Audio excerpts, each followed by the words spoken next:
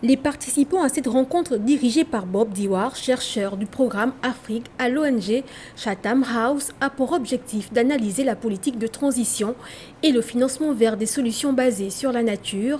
Le sujet est d'une importance capitale pour le continent au regard de l'impact du changement climatique. On doit comprendre les enjeux du climat et personnellement, en tant d'un scientifique qui est devenu un ministre, je ne pense pas comprendre assez au sérieux ce problème de climat.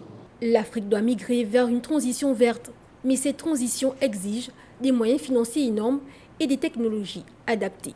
Il faut partir vers des énergies vertes. Lesquelles énergies vertes ont d'autres challenges. Nous pensons que cela passe par également un accompagnement, une prise en compte de notre État par ceux-là qui sont des pays développés, par ceux-là qui ont cette technologie. Parce que, encore une fois, la réflexion était de se dire aujourd'hui, à combien est-ce que nous revient un panneau solaire?